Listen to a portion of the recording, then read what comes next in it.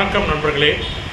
ஜாதகப்படி லக்னத்துக்கு 8ஆம் இடத்துல சந்திர பகவான், லக்னத்துக்கு 8இல் சந்திரன் இருந்தால் என்ன மாதிரியான பலன்கள் கொடுக்கும் அப்படின்ற பற்றி தான் இன்றைக்கி இந்த வீடியோவில் டீட்டெயில்டாக பார்க்க போகிறோம்.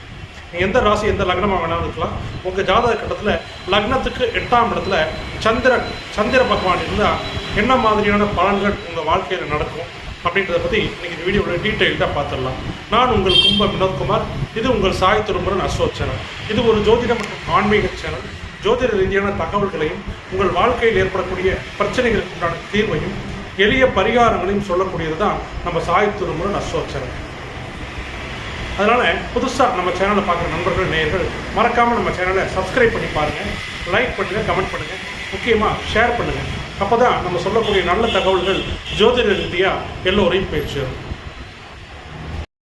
நீங்கள் எந்த ராசி எந்த லக்னமாக வேணாலும் இருக்கலாம். உங்கள் ஜாதக கட்டத்தில் லக்னத்துக்கு 8ஆம் இடத்துல மனோகாரகன், மாதுர்காரகன் என்று அழைக்கப்படும் சந்திர பகவான் இருந்தால் அந்த ஜாதகர் எதிலையுமே திருப்தி அடைய மாட்டார்.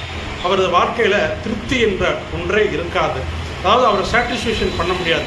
அது எந்த விஷயமா இருந்தாலும் சரி, அந்த ஜாதகர் திருப்தி அடைய மாட்டார். குழப்பவாதி அப்படின்னு சொல்லலாம். ஏதாவது யோசனை பண்ணிக்கிட்டே இருப்பார். 24 மணி நேரமும் அவர் தூங்கினாலும் அவர் மனசு தூங்காது. எதையாவது யோசிச்சுக்கிட்டே இருப்பார் அந்த ஜாதகர். அதே போல் இந்த சந்திரன் 8ஆம் இடத்துல இருந்தால் அந்த ஜாதகருக்கும் ஜாதகரோட தாய்க்கும், அதாவது அவங்க அம்மாவுக்கும் ஆகாது. அது ஆணாக இருந்தாலும் சரி, பெண்ணாக இருந்தாலும் சரி, அந்த ஜாதகருக்கும் அந்த ஜாதகரின் அம்மாவுக்கும் தாய்க்கும் ஒத்து வராது, ஆகாது. அதே போல் அந்த ஜாதகருக்கு தண்ணீரில் கண்டம் இருக்கும். ஏன்னா சந்திரன் நீர் கிரகம். அந்த சந்திரன் போய் 8ஆம் இடத்துல அமரும்போது அந்த நீரினால கண்டத்தை கொடுக்கும். ஏன்னா 8ஆம் இடங்கிறது ஆயுள் ஸ்தானம். சில நிலைகளில் ஆயுள் கண்டத்தை கூட கொடுக்கும் இந்த 8ஆம் இடத்துல இருக்கக்கூடிய சந்திரன். அதே போல் ஜாதகருக்கு சொந்த தொழில் ஒத்து வராது. இவர் பேரில் சொந்த தொழில் செய்யக்கூடாது, மற்றவங்க பேரில் செய்யலாம். இப்போ கணவராக இருந்தால் இவர் பேரில் செய்யக்கூடாது, மனைவி பேர்லையோ அம்மா பேர்லையோ அப்பா பேர்லையோ செய்யலாம். இவர் பேரில் சொந்த தொழில் வியாபாரம் செய்யக்கூடாது, ஒத்து வராது. சொந்த தொழிலில் நஷ்டம் ஏற்படும். அதே போல் இந்த 8ஆம் இடத்துல சந்திரன் இருக்கணும்னு பார்த்தீங்கன்னா ஆரம்ப காலத்தில் ஆரம்ப வாழ்க்கை கஷ்டமாகவும் சிரமமாகவும் இருக்கும். ஜாதகருக்கு வறுமை இருக்கும். பெரும்பாலும் இந்த 8ஆம் இடத்துல சந்திரன் இருந்தால் அந்த ஜாதகருக்கு இள வயதில் வறுமை அதிகமாக இருக்கும். சில நிலையில் அப்பாவுக்கு கூட கண்டங்களையும் சிரமங்களையும் இந்த அமைப்பு கொடுக்கும். இது ஒரு நல்ல அமைப்பு இல்லை. 8ஆம் இடத்துல சந்திரன் இருக்கிறது நல்ல அமைப்பு இல்லை. ஏன் ஜாதகருக்கே உடல்நிலையில் தொந்தரவு இருந்துக்கிட்டே இருக்கும். ஏன்னா சந்திரன் தான் உடல். அப்படிப்பட்ட சந்திரன் 8ஆம் இடத்துல மறையும் போது ஜாதகருக்கே உடல்நிலையில் தொந்தரவு கொடுத்துக்கிட்டே இருக்கும். அடிக்கடி கண்டங்களை கொடுத்துக்கிட்டே இருக்கும். அதேமாதிரி ஜாதகருக்கு வண்டி, வாகனம், வீடு இவற்றில் பிரச்சனை, ரிப்பேர் அடிக்கடி வந்துக்கிட்டே இருக்கும். வண்டி வச்சுருக்காங்கன்னா அது 2 வீலராக இருக்கட்டும், காராக இருக்கட்டும், அடிக்கடி தொந்தரவு கொடுக்கும், பிரச்சனைகள் இருக்கும், ரிப்பேர் ஆகும். அதுமாதிரி வீடும் அது மாதிரி தான். அடிக்கடி வேலை பார்த்துக்கிட்டே இருப்பாங்க, வீடை ஏதாவது பராமரிச்சுக்கிட்டே இருப்பாங்க. அதேமாதிரி ஜாதகர் பார்த்திங்கன்னா ஒரு முடிவுள்ள நிலையாக இருக்க மாட்டார். ஜாதகர் முடிவுள்ள மாற்றம் இருந்துக்கிட்டே இருக்கும். அதே மாதிரி பொறுமை என்ற ஒன்றே இருக்காது. நிதானம், பொறுமை, இதெல்லாம் என்ன விலன்னு கேட்பாங்க இந்த 8ஆம் இடத்துல சந்திரன் இருக்கக்கூடிய ஜாதகர்.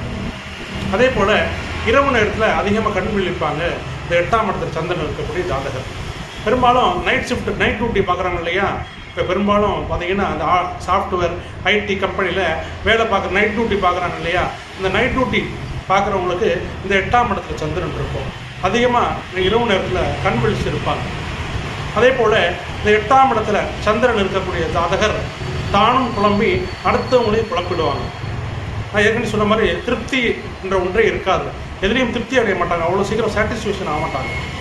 பொறுமை அப்படின்னா என்ன விலைன்னு கேட்பாங்க. பொதுவாக நம்ம ராசிக்கு 8ஆம் இடத்துல சந்திரன் வர்றது தான் சந்திராஷ்டமம்னு சொல்கிறோம். இப்போ நம்ம எந்த ராசியாக வேணும்னு இருக்கலாம். 12 ராசி இருக்குது, மேசத்துலேருந்து மீனம் வரைக்கும். அந்த ராசிக்கு 8ஆம் இடத்துல சந்திரன் வரும் அன்னைக்கு தான் நம்ம சந்திராஷ்டமம்னு சொல்கிறோம். இப்போ இவங்களுக்கு ஜாதகத்திலே பார்த்தீங்கன்னா அந்த 8ஆம் இடத்துல சந்திரன் இயற்கையாகவே இருக்குது. அப்போ இவங்களுக்கு வாழ்க்கை முழுவதும் சந்திராஷ்டமம்னே சொல்லலாம். சுருக்கமாக சொல்லணும்னா அப்படி தான் சொல்லணும்.